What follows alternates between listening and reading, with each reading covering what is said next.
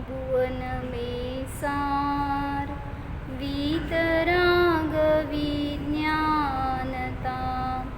शिवस्वरूप शिवकार नमः त्रियोग समारिके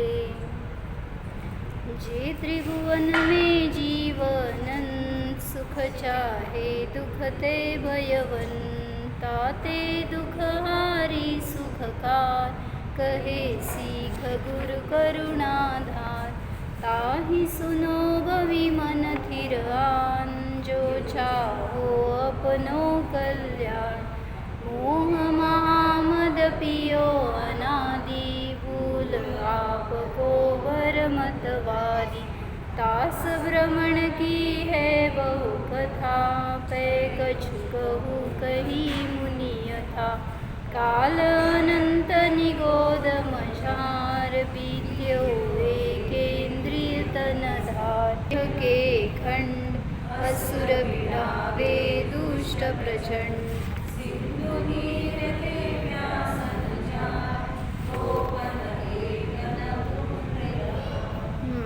काय सांगायची गरज आहे का आज? काल जाऊन आलो आहे, सगळं बघून आलो आहे. काय सांगायला लागले? त्या नरकामध्ये तुमचं स्वागत कसं होतंय. म्हणजे तिथे गेल्यावर पहिल्यांदा सगळे तलवारी घेऊन हजर असतात. काय प्रज्वल भैया, तर आम्ही जाऊन आलो म्हणून तुला सांगायला. काल होता ना? नाही, काल रात्री 8 वाजता. तर त्याच्यामध्ये दाखवलं त्यांनी, मी ह्याच्यावर टाकते पाहिजे ग्रुपवर, ते व्हिडिओ बघा. त्याच्यामध्ये दाखवले की नरक कशी त्यांची रचना असते ते बघितलं का? चौकोन गोल वगैरे जे दाखवली होती ना ती बिळं होती. आणि त्याच्यामध्ये कशी रचना होती?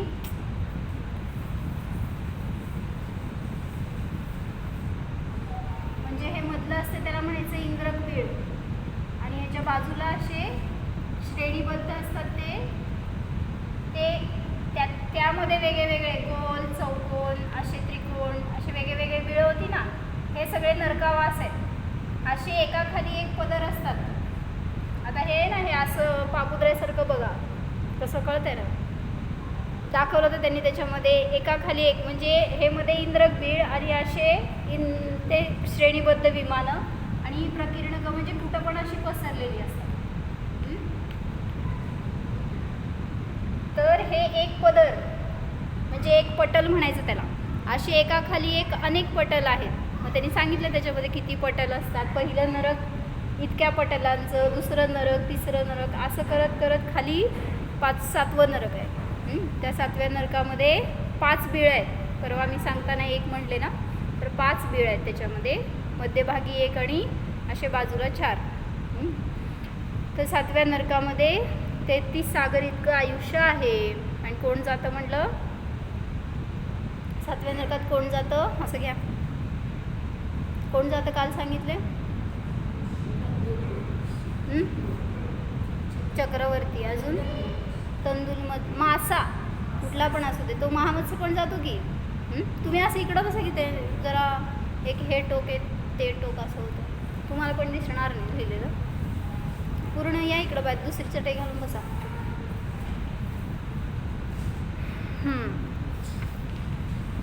तर सांगितलं तिथं त्या एका स्पर्शाने जमिनीच्या असे सुया टोचल्यासारखा अनुभव होतो.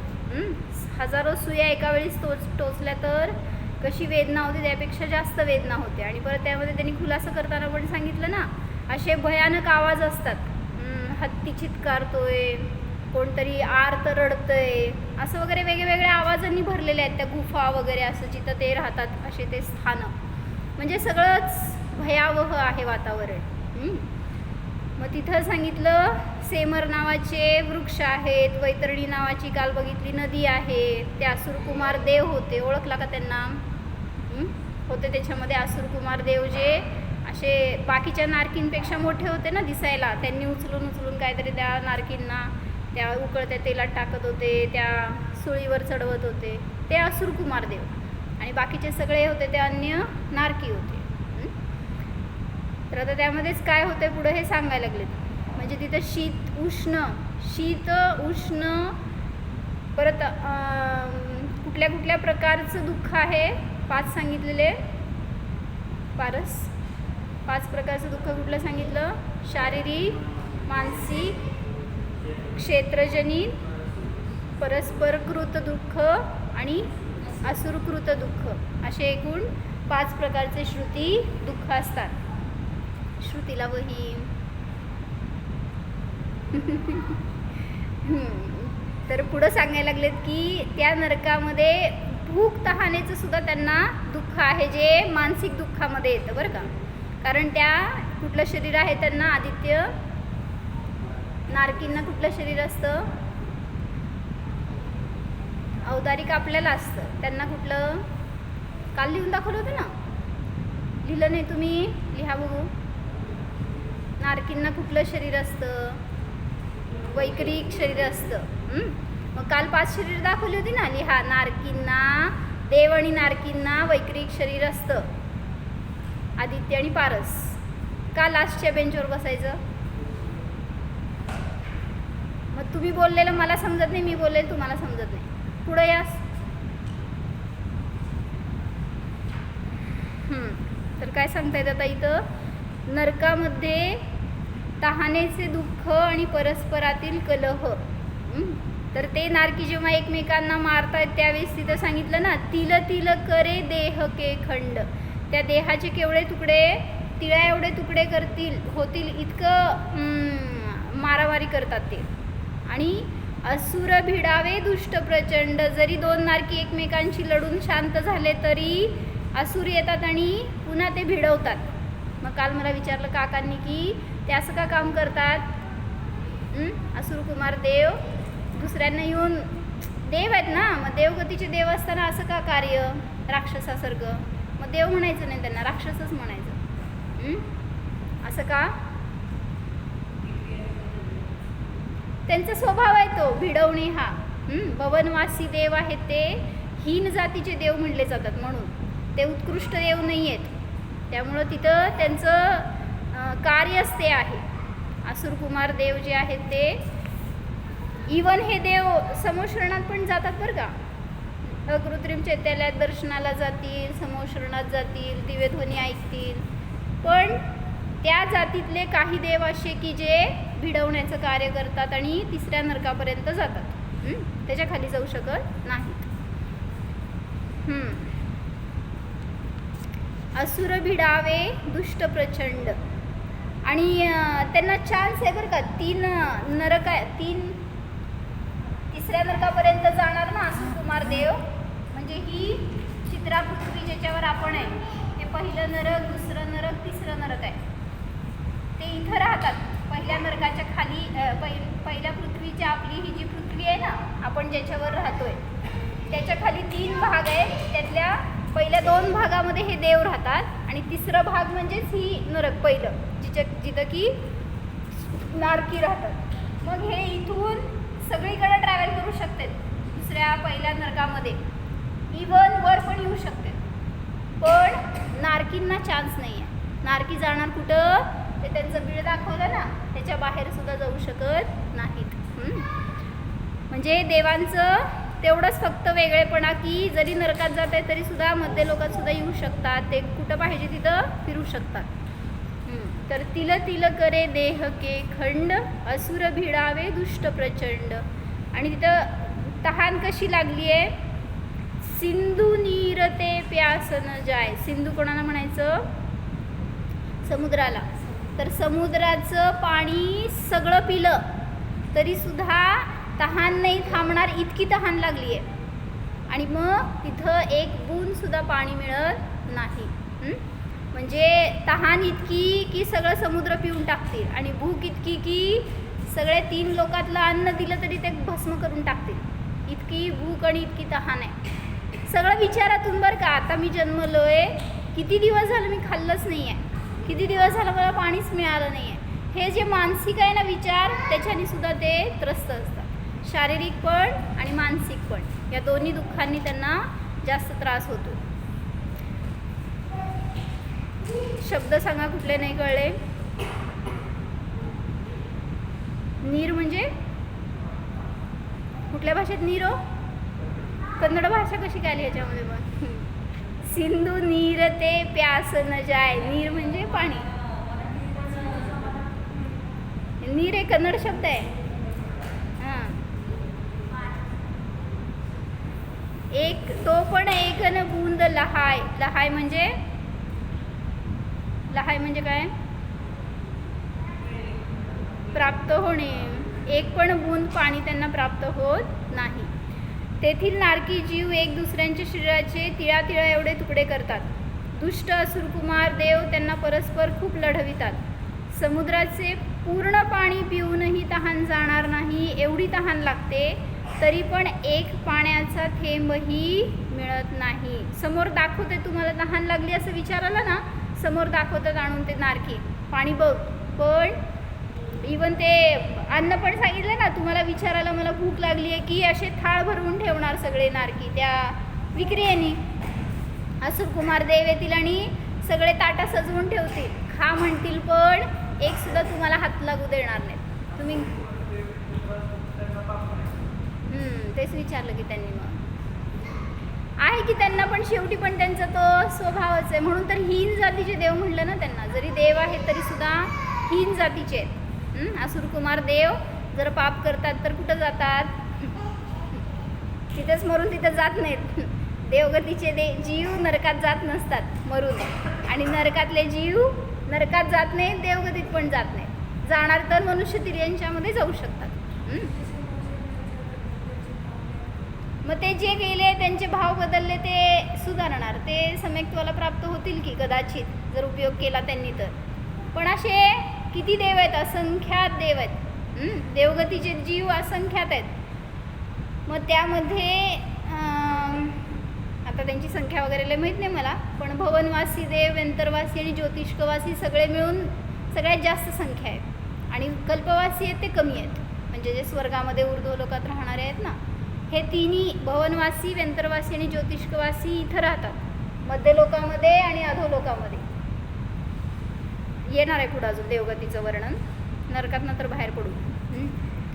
नरकामध्ये नारकी जीव काय करतात तर परस्पर एकमेकांना मारण्याच्या प्रयत्नामध्ये शरीराचे तुकडे करतात. परत काल दाखवलं ना, असं ते ढकलतात वरून दरीमध्ये की खाली आग असणार, काय नदी असणार, त्याच्यामध्ये ते पडणार, तिथून वर चढणार की परत येऊन दुसरा नारकी धडकतोच आणि पाळतो.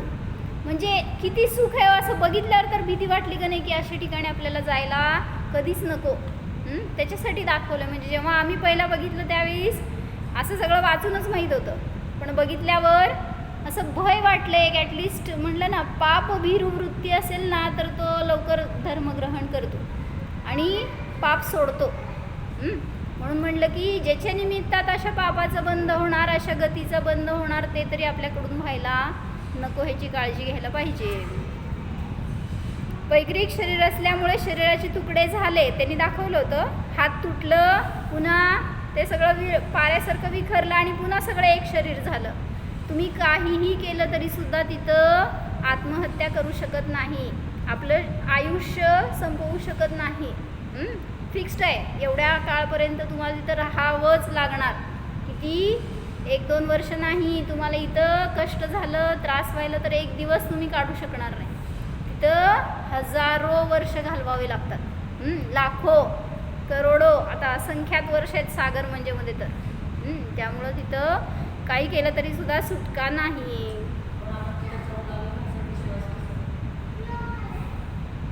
काय करायचं काय मग? जाऊ दे. नाही गेलं असतं तर लईच चांगलं आहे, पण जायला नको ह्याच्यासाठी. जाऊ दे, भूतकाळ काय पण असेल, पण भविष्य काळात तरी जायला नको. एवढा पुरुषार्थ करायलाच पाहिजे. निगोदातून तर बाहेर आलो हे तर माहिती आहे. तुम्ही प्रश्न विचारला होता कोण नित्य निगोदातून सगळे आलेत का? यश. तर माताजींनी सांगितलं यस, सगळे जीव आपण नित्य निगोदातून बाहेर आलो आहे. आणि मग ज्याचं जसं पुण्य म्हणा, ज्याचे जसे कर्मांचे निषेध काय गती बांधली असेल त्याच्यानुसार जो तो जीव त्या त्या गतीमध्ये गेला.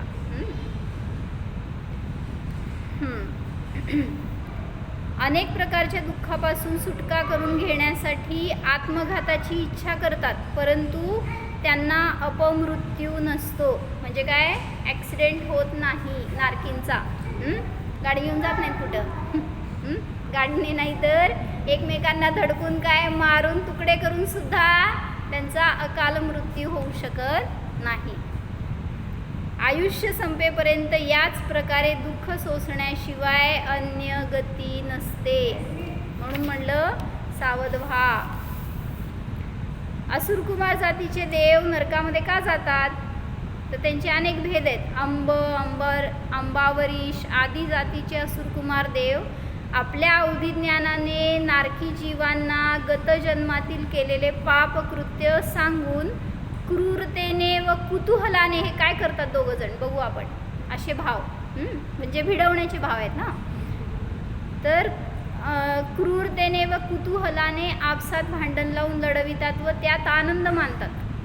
म्हणजे कोणी असं हे असं कार्य दिसतं तुम्हाला घरामध्ये पण एकमेकांमध्ये कलह लावायचं आणि तिसरा व्यक्ती हो म्हणा आपल्याला आनंद वाटला तर तिथं अशा गतीमध्ये जाऊन जन्मतो. मागं सांगितलं होतं ना मी की ते कोंबड्यांची झुंज लावतात. सांगितलं होतं, आठवत आहे काय सांग? नाही मी काय सांगितलं आठवत आहे का? नाही ना. तर ते कोंबड्यांची झुंज लावतात आणि मग ते लावल्यावर ते एकमेकांना मारताना पैसे लावतात त्यांच्यावर. आणि मग कोण हारलं कोण जिंकलं त्याच्यावर तुम्ही लावला का नाही पैसे. आज इंडो पाक मॅच आहे ना आज, मग पैसा लावला की नाही. मग तिथं पण हेच केलं, भिडवलं दोघांना आणि एक हारलं आणि एक जिंकलं, त्याच्यामध्ये आनंद. मग तिथं त्या ज्या कोंबड्यांना लावतात ना झुंज यश, तर त्यांच्या सांगितलं जे नख आहेत ना पायाचे त्या नखांना काय म्हणायचं, त्यांच्या बोटांना आता काय म्हणायचं त्याला, त्यांच्या पायाचे जे पायच म्हणा, तर त्या पायाला ब्लेडचे कट केलेले तुकडे लावतात, बांधतात. का बरं? कारण ते कोंबडे त्यांच्या हाताने पायानेच वार करणार ना समोरच्या कोंबड्यावर. त्यामुळं जेव्हा ते वार करतील त्यावेळीस तर समोरचा कोंबडा जास्त जखमी होणार आणि वार करू शकणार नाही. म्हणजे जीत कोणाची. पण दोन्हीकडचे लोक शाणे असतात, दोघांनी पण तशाच प्रकाराने एकमेकांना त्या कोंबड्यांना तशा प्रकारे ते बांधलेलं असतं, काय जे असेल धारदार वस्तू पायाला. त्यामुळं दोघं एकमेकांना मारण्यामध्ये मरतील पण दोघं आणि त्याच्यामध्ये ह्यांना आनंद. म्हणजे अशी ज्यांची वृत्ती असते, परिणाम असतात, त्याच्यात जे आनंद मानतात ते जातात असुरकुमार देवाच्या गतीला. म्हणून म्हटलं की कुठं आपल्याला असे परिणाम व्हायला नको की कोणाचं दुःख बघून आनंद, नरकातच जाणार की नाही. आता हे भिडवण्याचं कार्य आहे ना, मग हीन जातीचे देव म्हणूनच म्हणलं की त्या देवांना काय चांगली गती नाही म्हणली ती.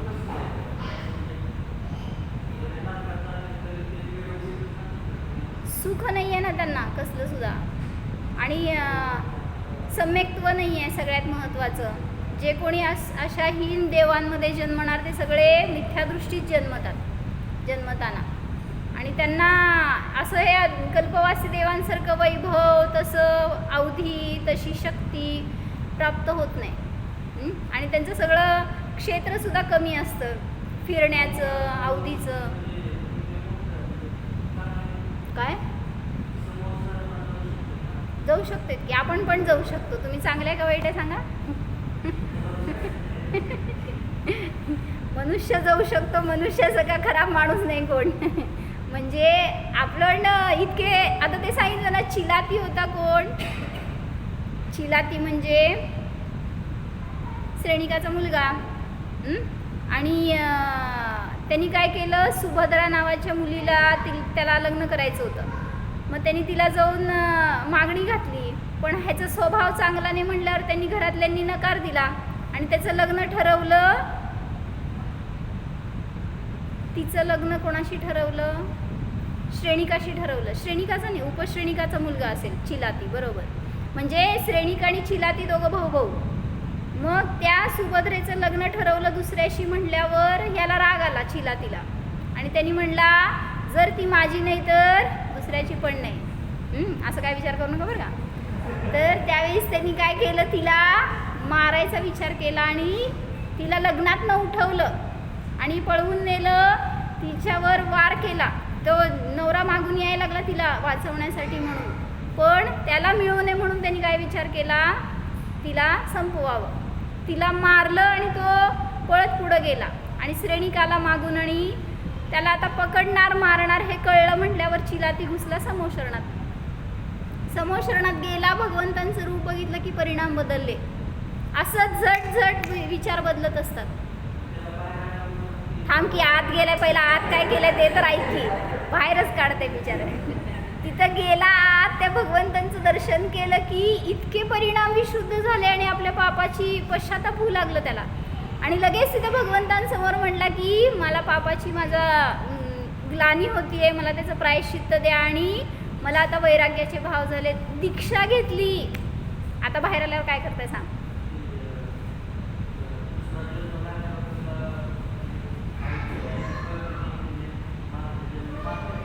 हां थांब थांब, होय बरोबर, थांब रे, मी आत नाही तर तू बाहेरच काढायला लागला. समोर शरणात तर बघ की जरा काय झालंय.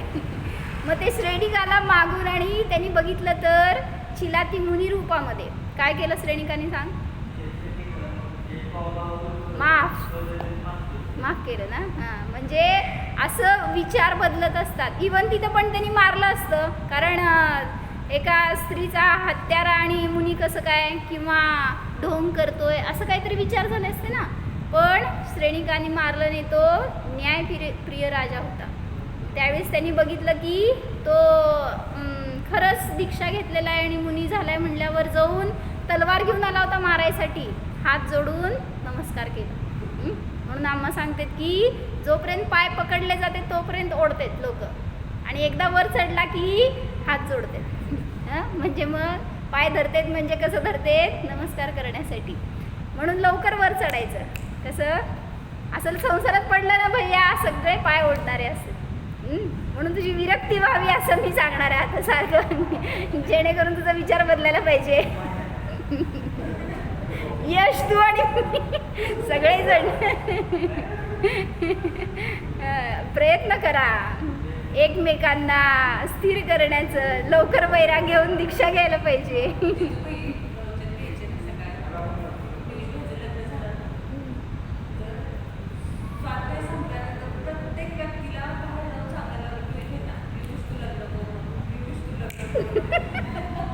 सगळ्यांचं काम.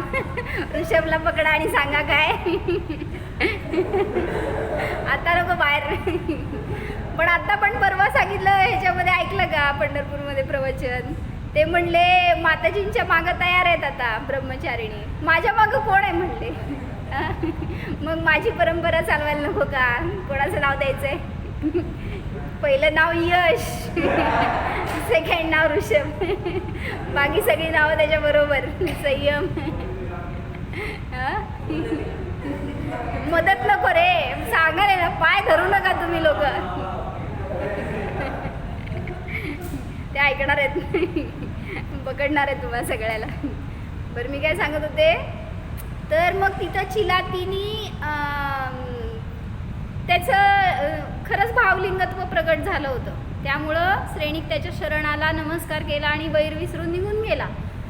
त्यावेळेस नंतर चिलाती जेव्हा समोशरणात आता बाहेर आला बरं का, आणि आल्यावर आता त्यांची साधना सुरू झाली. मग एके ठिकाणी जेव्हा ते साधनेला तपस्येला उभारले होते त्यावेळेस तो सुभद्रेचा जीव आकुलतेने मेला ना. मला माझ्या लग्नात न उठवलं, मला मारलं, माझं काही दोष नसताना. त्यामुळं त्याचं वैर झालं चिलातीशी आणि त्यांनी रूप घेतलं. तो व्यंतर झाला मरून ती, आणि मग तिने व्यंतरहून उपसर्ग केला. सांगितलं ना, रोम रोम सगळे टोची मारून वगैरे त्याला घायल केलं. चिलातीला पुत्र चिलाती नामा मुनिके, मला जिनेंद्र रचना द्या, त्याच्यात सांगितलंय.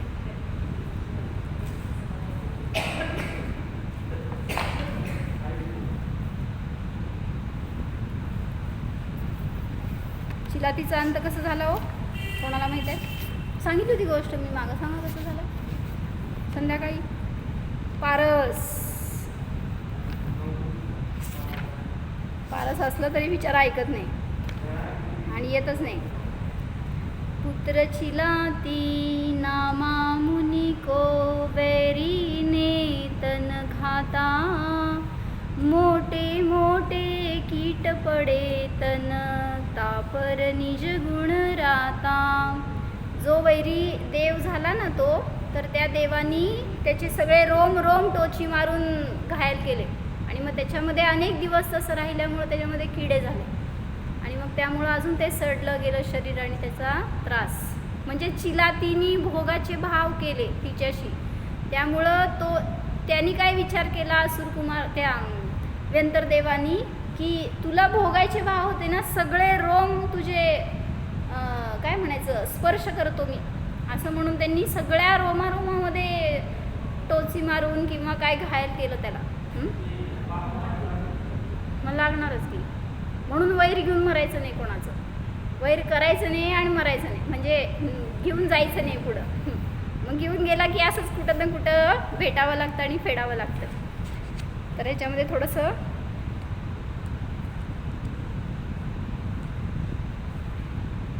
अजून एक दोहा आहे, घेऊ का नरकाचं का? एक मिनिट, ह्याने चांगलं घेतलं होतं वर्णन, ते वाचावं म्हणजे घे. हां नाही वैराग्य भाऊ नाही, समाधी मरण भाषा.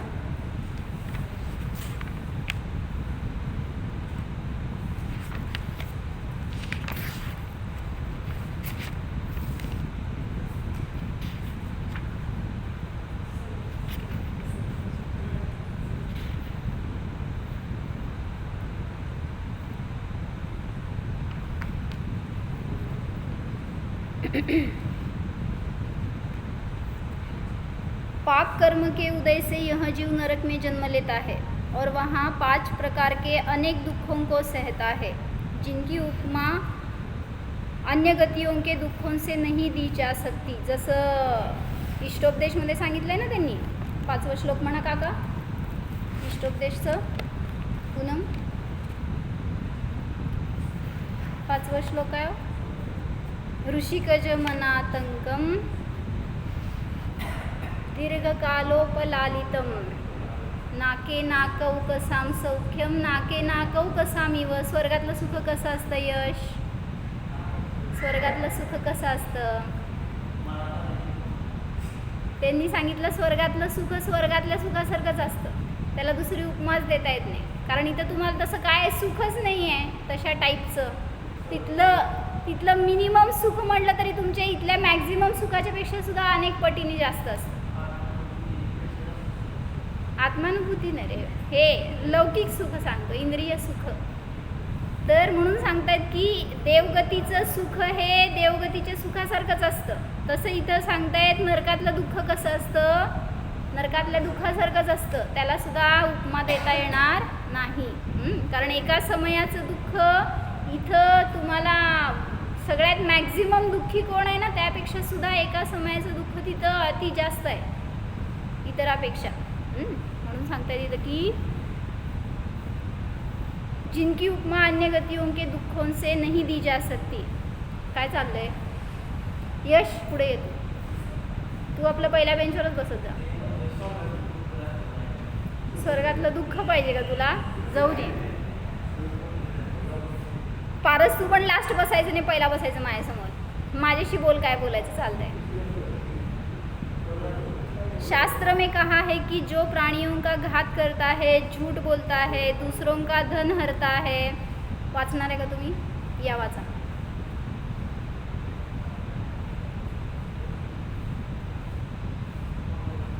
परनारियों को बुरी निगाह से देखता है, परनारियों को बुरी निगाह से देखता है, परिग्रह में आसक्त रहता है, बहुत क्रोधी, मानी, कपटी और लालची होता है, कठोर वचन बोलता है, दूसरों की चुगली करता है, रात दिन धन संचय में लगा रहता है. कौन?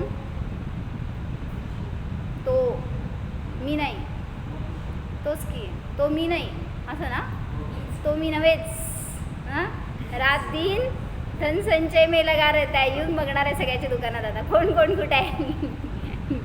साधुओं की निंदा करता है, वह नीच और खोटी बुद्धि वाला है, कृतघ्नि है, बात बात पर शोक तथा दुख करना जिसका स्वभाव है, वह जीव मरकर नरक गती में जन्म लेता है. काय सांगितले? आदित्य सांग एक 4 कारण. नरक गतीत कोण जातो?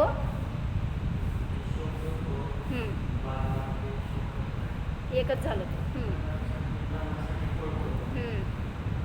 प्रज्वल सांगा. हो, चांगला बोलला होता ब्राह्मण म्हणून. आता इथे सांगा की आम्हाला उत्तर. सांगा. शरीर. बरं, सुखात रमतो. अजून नसलेलं सांगितलं बरं का त्यांनी. मी सांगितलेलं सांगा म्हणत तर नाही. पारस सांग. आता वाचते तुमच्यासाठी. इथं या, पारस इथे ये आणि वाच. मी देते पुस्तक तुला. चल ये पटकन. 5 मिनिट राहिले. देव म्हणजे कुगतीच सगळे. तिर्यंच आणि नरकगती, निगोद हे सगळे दुर्गती. पहला असुर कुमारों के द्वारा दिया गया दुःख. परत कोण बोललं तरी तर पुढं बोलवणार आहे. असुर कुमारों के द्वारा दिया गया दुख. दूसरा शारीरिक दुख. तीसरा मानसिक दुख. चौथा क्षेत्र से उत्पन्न होने वाला दुख. और 5वां परस्पर में दिया गया दुःख. ऐसे दुःख के 5 प्रकार है. हे बघितलं होतं आम्ही प्रज्वल काल. तुम्ही नव्हता म्हणून. संजय संयम होता का तुम्ही? हो ना. 5 सांगा काय काय? शारीरिक, मानसिक, परस्परांमध्ये केलेलं नारकीकृत, असुरकुमारकृत आणि क्षेत्रजनित काय? तिथली थंडी, उष्णता, तिथला स्पर्श आणि जे काय वेगळं अजून असं असेल जिथं ऊन वारा वगैरे असं त्याचं दुःख. म्हणजे हे झालं सगळं क्षेत्रजनित. भवनवासी देवों में एक असुर कुमार जाति के देव होते हैं. ये बड़े कलह प्रिय होते हैं. इन्हें दूसरों को लड़ाने भिड़ाने में बहुत आनंद आता है. ये तीसरे नरक तक जा सकते हैं. वहाँ जाकर ये नारकियों को अनेक तरह का कष्ट देते हैं और उन्हें लड़ने झगड़ने के लिए उकसाते हैं. एक तो वे यूं ही आपस में मारते काटते रहते हैं. उस पर इनके उकसाने से उनका क्रोध और भी भड़क जाता है. म्हणजे नारकी तर परस्पर लढतायतच, हे येऊन परत अजून आगीत तेल. तब वे अपनी विक्रिया शक्ति के द्वारा बनाए गए भाला, तलवार आदि शस्त्रों से परस्पर में मारकाट करने लगते हैं. इससे उनके शरीर के टुकड़े टुकड़े हो जाते हैं. किंतु बाद को वे टुकड़े पारे की तरह आपस में पुनः मिल जाते हैं. अनेक प्रकार की शारीरिक वेदना होने पर भी उनका अकाल में मरण नहीं होता. कभी कभी वे सोचते हैं कि हम न लढे. कोण? नारकी विचार करतात बरं का. असं करू शकतात नाही असं नाही. परस्पर विचार करतात हम न लढे, किंतु समय पर उन्हें उसका कुछ भी ध्यान नहीं रहता. समोर आला तो वैरी की लगेच पुन्हा उद्रेक होतोच कषायांचा. जसं सासूबाई समोर आले काय करता हो? आधीलाही ठरवतात बरं का हे की काय भांडायचं नाही, लढायचं नाही, असं असतं बरं का प्रश्रुती. मग तिथं ते समोर आले की काय होतं? उद्रेक येतोच. आणि मग अरे म्हणलं की का रे, असं सुरू होतं. इसलिए भी उनका मन बड़ा खेद खिन्न रहता है. इन दुखों के सिवाय उन्हें नरक के क्षेत्र के कारण भी बहुत दुख सहना पड़ता है, क्योंकि ऊपर के नरक अत्यंत गर्म है तथा 5वें नरक का नीचे के कुछ भाग, 6ठे तथा 7वें नरक अत्यंत ठंडे हैं. उनकी गर्मी और सर्दी का अनुमान इससे ही किया जा सकता है. यदि सुमेरु पर्वत के बराबर तांबे के एक पहाड़ को गर्म नरकों में डाल दिया जाए तो वह क्षणभर में पिघलकर पानी सा हो जाता है. मग त्यांनी सांगितलं जर तो गोळा सोडला ना खाली पण टेकणार नाही एवढ्या लवकर, त्याचं वितळून जातं. वैक्रिकच आहे. कशाचा परिणाम होतो? वैक्रिक शरीरावर कशाचाही परिणाम होत नाही. नसतंच.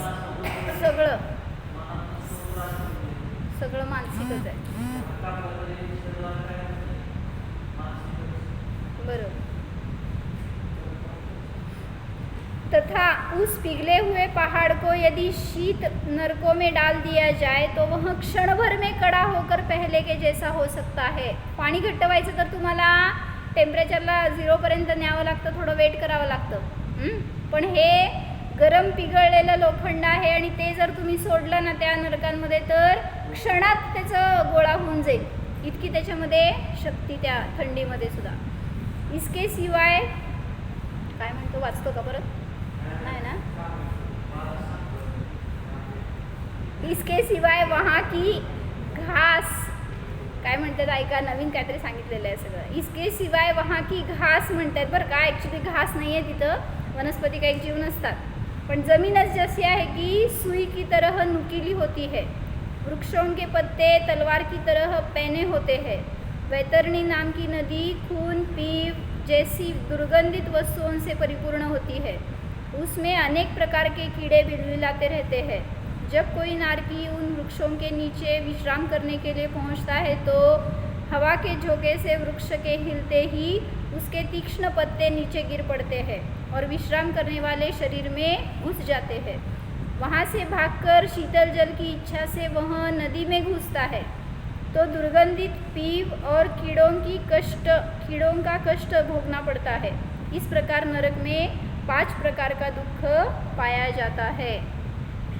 शरीर के तिल बराबर टुकड़े कर दिए जाते हैं, उन तिल बराबर तुकडों को भी भेदा जाता है. जेवढं झालेत ना बारीक, अजून सुद्धा समाधान नाही झालं, येऊन ते नारकी परत त्याचे पण तुकडे करतात. पाराच आहे ते, असं किती वेळ लागेल, लगेच जळू शकतं, काय हरकत नाही. म्हणजे मला म्हणायचंय ते मरल त्याच्या मरणाने, पण आपण परिणाम काय करतोय, त्याला मारायचे. जसं म्हणलं ना त्या अमरचंद दिवांचं, त्यांनी स्वतः असं लेखनं मरण साधलं, पण इंग्रजांनी काय केलं, त्यांना त्यांच्या अकॉर्डिंग टू लॉ जायचं होतं म्हटल्यावर तसंच बॉडी पण ती लटकवायला त्यांना ॲक्च्युली लिगली चालत नव्हतं, पण तरीसुद्धा त्यांना दंड मिळणार होता का, त्याला हँगओव्हर केलं नाही म्हणून म्हटल्यावर ती तशीच त्यांनी बॉडी लटकवली, फाशी दिली म्हणून सांगितलं, पण ॲक्च्युली फाशी देण्याच्या आधीच त्यांचं मरण झालं होतं. तर जो मरणारा आपल्या मरणाने मरतोय, पण दुसरा भाव करूनच पाप करतो. म्हणून म्हटलं की एखादा जीव मेलेला असेल तर तो जर वैरी असेल कोणाचा, तर त्याला बघितल्यावर सुद्धा चीड येऊन त्यांनी अजून मारायचं त्याला. म्हणजे हार्ट अटॅकनी मेलंय कोण तर, आणि तुम्ही जाऊन चाकूनी मारलं त्याला. कोण मारलं, कोणाला मारलं, मेलेल्याला मारलं, परत मरतो का मग. म्हणजे स्वतः ते बिचारं त्याच्या मरणाने मेलंय, पण मी मारायचे भाव केले म्हटल्यावर त्याचं पाप मलाच. वज्राग्नि में पकाया जाता है, पीव के कुंड में फेंका जाता है. इस प्रकार नरक में छेदन भेदन आदि का जो दुख जीव एक समय में सहता है, उस सब का वर्णन करने के लिए 1000 जिह्वा वाला भी समर्थ नहीं है. जब नरक में एक समय में होने वाले दुखों का भी वर्णन करना शक्य नहीं है, तब जीवन भर में दुखों की तो क्या कथा. नरक में सभी वस्तुएं दुख को देने वाली और अशुभ होती है, क्योंकि वहाँ के क्षेत्र का ऐसा ही स्वभाव है. तथा नारकी सदा ही परस्पर में क्रोध करते रहते हैं. पूर्व भव में जो जीव अपना सगा संबंधी था, नरक में वह भी अति क्रुद्ध होकर घात करता है. इस प्रकार जीव बहुत समय तक दुख के तीव्र उदय को सहता रहता है.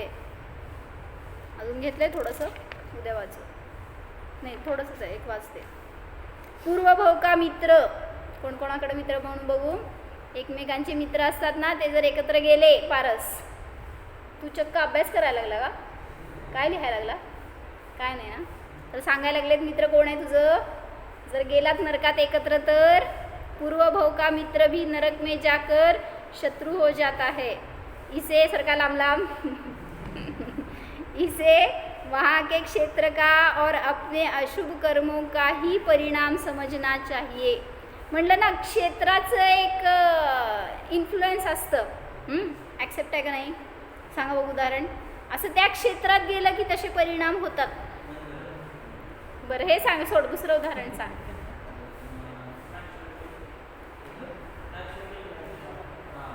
मॅचला गेल्यावर तसे परिणाम होतात. बरं अजून असं घातक म्हणा किंवा चांगले परिणाम असं होण्यासारखे क्षेत्र असतात वेगळे वेगळे.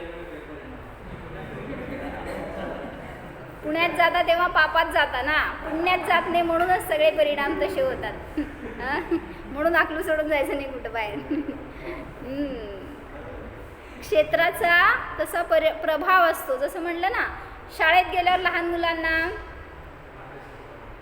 दुःख होतं रे, कारण त्यांना तिथं कैद करून ठेवतात ना तेवढ्या वेळेसाठी, त्यामुळं दुःखाचा अनुभव, आणि तेच बाहेर पडलं की सुख. म्हणजे क्षेत्राचा तसा प्रभाव. तसं तुम्हाला घरात गेल्यावर एक तर म्हणते का सुख आहे का दुःख आहे घरात?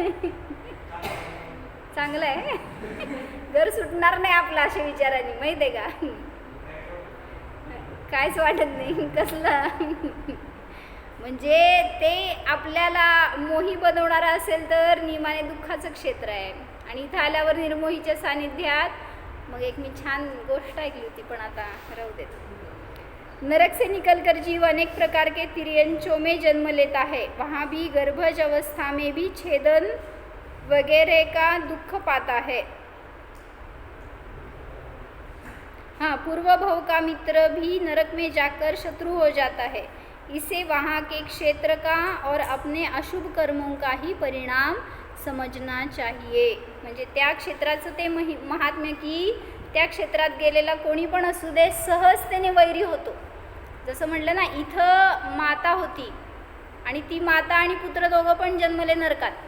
तर त्यावेळीस ती माता समोर आली म्हणल्यावर त्या मुलाला असुरकुमार देवांनी भिडवलं आणि सांगितलं की बघ, पूर्वभवामध्ये ती माता तुझे डोळे फोडत होती. म्हणजे ती ॲक्च्युली अंजन घालत होती म्हणलं डोळ्यामध्ये त्या मुलाला प्रेमाने. पण त्या असुरकुमारांनी उलटा अर्थ काढला का क्षेत्रच तसं आहे. त्यामुळे त्या क्षेत्रात गेल्यावर कोण असेल जरी तरी म्हणजे सगळ्यांची तशी निगेटिव्ह एनर्जी असली की सगळे प्रभाव होतो त्याचा. म्हणून म्हटलं त्या जीवांना पण असे भाव होतात की ही वैरी, आणि मग ते भिडतात एकमेकांशी. म्हणून म्हटलं इथं कोणी आपल्याला प्रेम नको आणि द्वेष नको कोणाशी. जेवढं चांगलं करणारा खाली कशाला जाणार? हां, वैरानी दोघं जण गेले ना खाली नरकात, तर तुम्ही इथं केलेलं सगळं, आणि इथं पण एखाद्याशी मित्रताच राहते असं नाही बरं का, वैरी पण होतात एखाद्या वेळेस. हो ना? हो म्हणते होतं होय. म्हणजे एखाद्याबरोबर मित्रता म्हणून तुम्ही जेवढं, होय लय स्पष्ट आहे तू बाया. बघ येते का कोण जवळ आता तुझ्या. म्हणजे तिथं जर त्याच्याशी अधिक काय म्हणायचं अनुराग झाला तर तिथंच द्वेष पण भरलेला असतं, आणि मग तुम्हाला ज्याची मात्रा जास्त तशी गती मिळणार, आणि मग भेटलात खाली एकत्र तर तिथं सगळी शत्रुताच बाहेर पडते. त्या मित्रतेचं सुद्धा शत्रुतेत रूपांतर होतं. म्हणून ते क्षेत्राचं तसा प्रभाव आहे. म्हणून ज्याला नरकात जायचं नाही त्यांनी स्वतःचं अनुभवन करा, सावध व्हा. जो सम्यक दृष्टी झाला त्यांनी काहीही केला तरी सुद्धा नरकात जाणार नाही, जर आयु बांधली नसेल तर. नियमाने देवगतीला जाईल किंवा मनुष्य तिर्यंचांमध्ये जाईल, पण नरकात जाणार नाही. कशाला पाहिजे? आता आहे त्याचा अनुभव करा ना. जाणणार आहे म्हणलं ना तर त्यावेळेस तिथं त्या धारेने तुम्हाला शेवटपर्यंत आत्ता परिणाम चांगले राहिले तरी सुद्धा बदलू शकतं ना. श्रेणिकाचं 33 सागराचं आयुष्य बदललं. सम्यक दर्शनाची महिमा. किती आयुष्य आहे श्रेणिकाचं आता तिथं? 84,000 वर्ष फक्त. जन्मलाच तेवढं घेऊन 84,000 वर्ष आयुष्य घेऊन जन्मला. पहिल्या नरकात आहे भैया श्रेणिक राजा. तीर्थंकर होणार आहे ना भावी, तो जीव खालच्या नरकात जात नसतो, आणि मग तिथून येऊन तो 84,000 वर्षानंतर इथं येणार आणि पहिले तीर्थंकर होणार. 7व्या नरकातला नाही जाईल की नंतर, त्याच भवानंतर लगेच जात नाही. 7व्या नरकातला येणार वर, आणि इथं येऊन पुन्हा आता चक्रवर्ती आहे तो जीव जातो नरकामध्ये. चक्रवर्ती पद मिळतं सम्यक दृष्टीलाच. जरा लॉजिक बघा ना, सम्यक दृष्टी जीवच चक्रवर्ती होतो. चक्रवर्ती 7व्या नरकात जातो. त्यांचा प्रश्न आहे 7व्या नरकातला जीव कधीच मोक्षाला जात नाही का? उत्तर दे.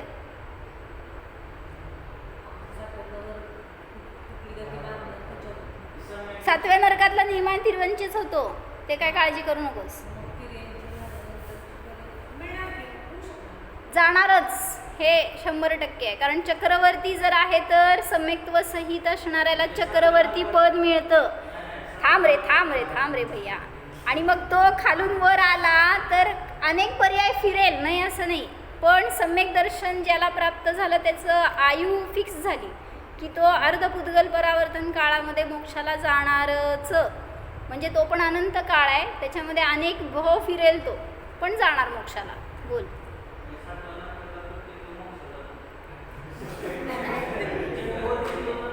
अरे मासे पण गेले की तिथं खाली, फक्त चक्रवर्तीच नाही गेले. आणि असे वज्रऋषभ नाराचे सहननवाले अनेक जीव असतील जे गेले असतील तिथं खाली. चक्रवर्तीचं सांगते कारण तो शलाका पुरुषांमध्ये येतो. आणि मग सम्यक दृष्टीलाच शलाका पुरुष हे पद मिळत असतं. त्यामुळं तिथून येऊन तो कधी ना कधी जाईल पण मोक्षाला जाणारच. म्हणजे विशिष्ट पुण्यपुरुष आहेत ते, जे की 24 तीर्थंकर, 12 चक्रवर्ती, 9 नारायण, 9 प्रतिनारायण. किती झाले मोजा की? 24 तीर्थंकर, 12 चक्रवर्ती, सांग किती? 36. 9 नारायण 45, 9 प्रतिनारायण 54, 9 बलभद्र 63. 63 शलाका पुरुष असतात जे मोक्षाला जातात. तिसऱ्या कोण पहिल्या म्हणते कोण तिसऱ्या म्हणते बघून यायला पाहिजे. माहीत नाही कुठे आहे नक्की. हां होणार, तीर्थंकर होणार आहेत, काळजी करू नका. चला.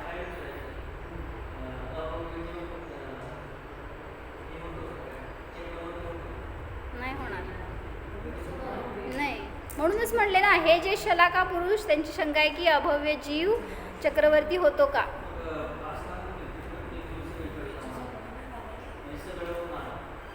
सगळं होऊन आला म्हणजे आता सम्यक दृष्टीचं पद जे मिळणार आहे ते सोडून सगळीकडं. नाहीतर मग चरम शरीरी आहेत की त्याच भवात मोक्षाला जाणारे, ते पद कोणाला मिळालं नाही. जसं की तीर्थंकरांचे माता पिता कदाचित त्याच भवात किंवा पुढच्या भवात मोक्षाला जातात. मग असे 8 काय पर्याय सांगितले आहेत ज्याच्यामध्ये आपण आजपर्यंत जन्मलो नाही. 8 नाही, अनेक आहेत असे की आजपर्यंत आपण तिथं गेलो नाही. कारण ते जीव नियमाने लगेच मोक्षाला जातात या भवात किंवा 1-2 भवामध्ये. आज तुझा घरचा अभ्यास आहे सगळ्यांना की सम्यक दृष्टी जीवच आहे. फक्त सातिशय पुण्यानी ज्यांनी असं काय कोण होतं असं नाही. कारण सम्यक दृष्टींची संख्या अनेक आहे, पण त्यातले फक्त एवढेच चक्रवर्ती होणार असं म्हणा. व्हायचं काय? नाही ना. चक्रवर्ती होऊन मरण्यापेक्षा आत्ता आपण साधना केल्यावर सहज त्यांनी चक्रवर्तीला उलट नियोग आहे की त्याला ते 6 खंड जिंकावं लागणार, तेवढा काळ त्याला राज्यकारभार करावं लागणार, नंतर दीक्षा घेऊन मोक्षाला जाईल. जर त्यामध्येच मेला तर नरकात. मग चक्रवर्ती व्हायचंय का? कारण तिथे गेल्या सुटत नसतं बरं का. बघणार आहे कसं सुटणार आहे तुझं. चला, आजचा अभ्यास तुम्हाला की आपण असे कुठल्या कुठल्या पर्यायात जन्मलो नाही. नाहीच की मग काहीच नाही झालं. शलाका पुरुषामध्ये अजून आपण जन्मलोच नाही. इथं जो जन्मलाय ना या काळात आत्ता यश, पांचम काळामध्ये जो जन्मला तो नियमाने मिथ्या दृष्टीच जन्मलाय.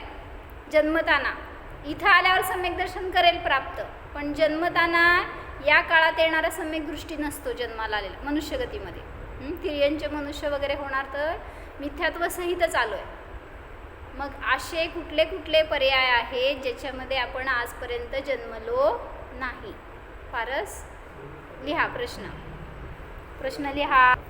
9 ग्रेवेक आहेत. 9 ग्रेवेकाच्या वर 9 अनुदिश आहेत. हे सगळे विमान आहेत, त्याच्यावर 5 अणुस्तर आहेत आणि याच्यावर केस आहे तुझं, आणि ती तशी तशीला आहे. मग 9 ग्रह एकात जाणारा सम्यक दृष्टी पण असेल, मिथ्या दृष्टी पण असेल, पण फक्त द्रव्यलिंगी किंवा भावलिंगी मुनीच असणार, एवढं तिथं कंपल्शन आहे.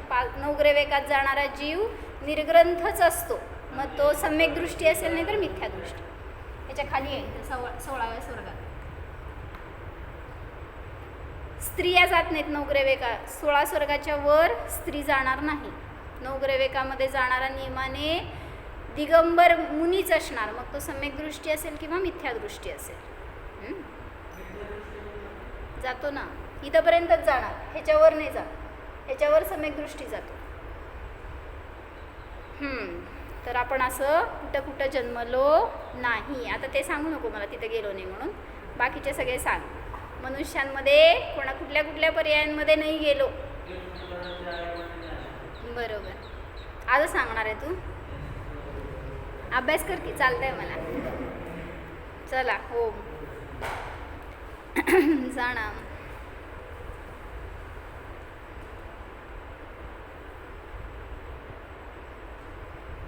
हा मी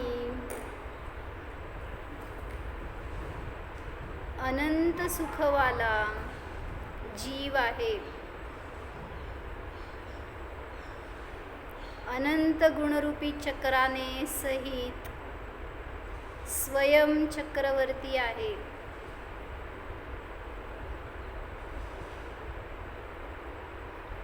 केवल ज्ञानाने सहित केवली आहे.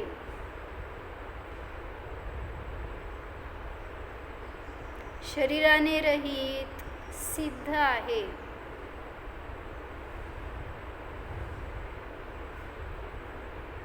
रत्नत्रयाने संपन्न साधू आहे.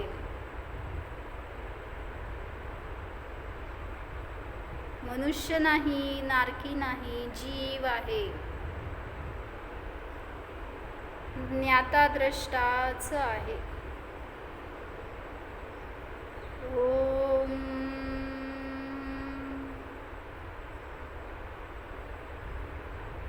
विसर्जन. नमो